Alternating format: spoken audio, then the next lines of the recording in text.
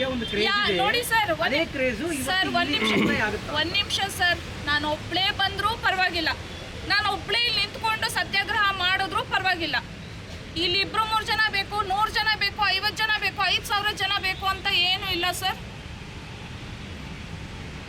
ಅಷ್ಟೇನೆ, ಇಲ್ಲಿ ನಾನು ಒಬ್ಳೇ ಇದ್ದೀನಿ, ಅಷ್ಟು ಸಾಕು. ನಿನ್ನೆ 3 ಜನ ಆರೋಪಿಗಳಿಗೆ ಜಾಮೀನು ಮಂಜೂರಾಗಿದೆ.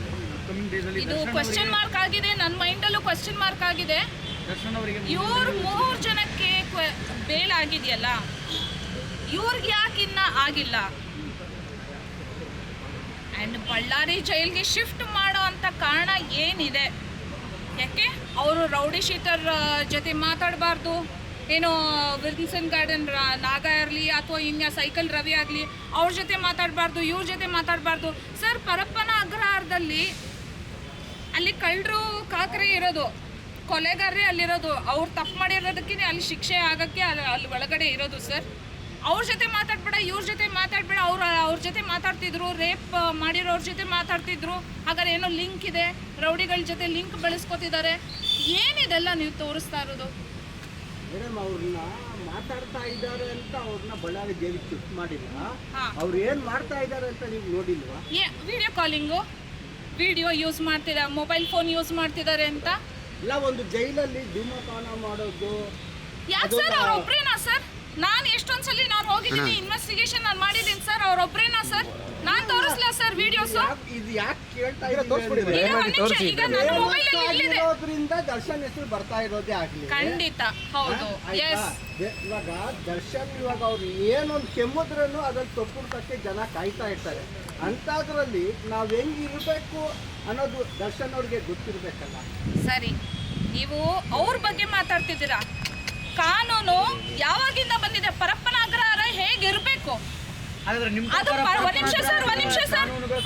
ನಿಮಿಷ ಸರ್, ಪರಪ್ಪನ ಅಗ್ರಹಾರ ಎಲ್ಲ ಕೈದಿಗಳಿಗೂ ಒಂದೇ ತರ ಇರಬೇಕು. ನಾನು ಅವಾಗ್ಲೂ ಅದನ್ನ ಹೇಳಿದ್ದು. VIP ರೂಮ್ಸ್, ಸೆಲ್ಸ್ಗಳು ಯಾಕೆ ಮಾಡಿದ್ದಾರೆ? ಅವ್ರು ಕರ್ಟನ್ ಕೊಡೋದು, ಒಂದ್ ನಿಮಿಷ, ಕರ್ಟನ್ ಸರ್ ಹಾಕೋಣ ಅದಕ್ಕೆ ಅಂತಾನೆ ಇದು ಸತ್ಯಾಗ್ರಹ ಮಾಡ್ತಿರೋದು, ಆಯ್ತಾ?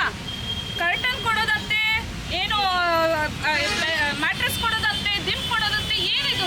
ಜೈಲ್ ತರ ಇರಬೇಕು ಸರ್. ಹಾಗಾದ್ರೆ ದರ್ಶನ್ ಟಿವಿ ಕೇಳ್ತಾ ಇರೋದು, ಒಂದ್ ನಿಮಿಷ ಸರ್, ವ್ಯವಸ್ಥೆ ಇತ್ತು.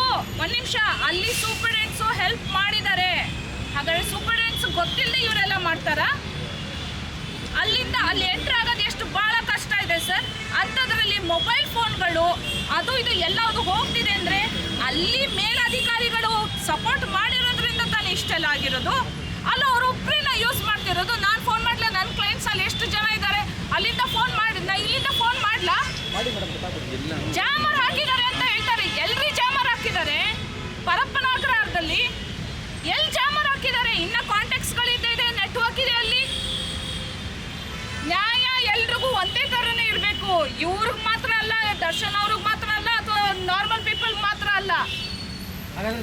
ಒಂದು ಇನ್ನೊಂದು ಸಿಂಪಲ್ ಆಗಿ ಫೈನಲ್ ಆಗಿ ಇದು ಲಾಸ್ಟ್ ಹೇಳ್ಬಿಟ್ಟು ನಾನು ಈ ಕಡೆ ಬರ್ತೀನಿ. ಜೈಲಿಗೆ ಹೋಗೋರು, ಜೈಲಲ್ಲಿ ಇರೋರು 100ಕ್ಕೆ 60% ನಿರಪರಾಧಿಗಳೇ ಇರೋದು. ಸುಳ್ಳು ಕೇಸಲ್ಲಿ ಹೋಗ್ತಾರೆ, ಫಿಟ್ ಆಗ್ತಾರೆ, ಬರ್ತಾರೆ.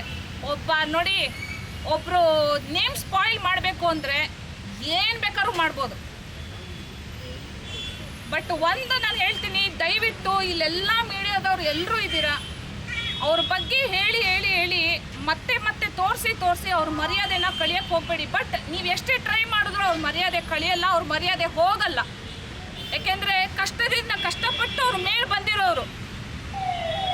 ಇದಕ್ಕೆಲ್ಲ ಕಾರಣ ಮೀಡಿಯಾ ಅವರು ಅಂತೀರಾ ನೀವು? ಎಲ್ಲರೂ ಕಾರಣ ಆಗ್ತಾರೆ ಸರ್. ಒಂದ್ ನಿಮಿಷ, ಎಲ್ಲರೂ ಕಾರಣ ಆಗ್ತಾರೆ. ಇಲ್ಲಿ ಎಲ್ಲರೂ ಕಾರಣ ಆಗ್ತಾರೆ. ದಯವಿಟ್ಟು ಒಬ್ರು ಮನೆ ಹಾಳು ಮಾಡೋ ಅಂತ ಕೆಲಸ ಯಾರೂ ಮಾಡಕ್ ಹೋಗ್ಬೇಡಿ. ಒಂದು ಮೀಡಿಯಾನಲ್ಲಿ ಒಬ್ರದ್ದು ಇವಾಗ ನಂದೇ ನ್ಯೂಸ್, ನನ್ನ ಬಗ್ಗೆನೇ ನ್ಯೂಸ್ ಮಾಡ್ತು ಅಂತ ಅಂದ್ರೆ ಮೈ ಲೈಫ್ ಇಸ್ ಫಿನಿಶ್ಡ್. ಹಾಗಾದ್ರೆ ಮೇಡಮ್, ಈ ಪಾತ್ರದಲ್ಲಿ ಈ ಆರೋಪಿಸ್ತಾನ ದರ್ಶನ್ ಅವರ ಪಾತ್ರ ಏನಾಗುತ್ತೆ? ನಿಮ್ಮ ಪ್ರಕಾರ ಪಾತ್ರ ಏನಾಗುತ್ತೆ? ಈಗ ಸತ್ಯಾಗ್ರಹ ಆದ್ಮೇಲೆ ನಿಮ್ಗೆ ಗೊತ್ತಾಗತ್ತೆ. ಇದು ನನ್ನ ಪ್ರಕಾರ ಏನಂತಂದ್ರೆ ಇದು CBIಗೆ ವರ್ಗಾವಣೆ ಆಗ್ಬೇಕು. ಯಾಕೆಂದ್ರೆ ಇಲ್ಲ ಎಲ್ಲರೂ ಬುಕ್ ಆಗ್ಬಿಟ್ಟಿದ್ದಾರೆ ಸರ್.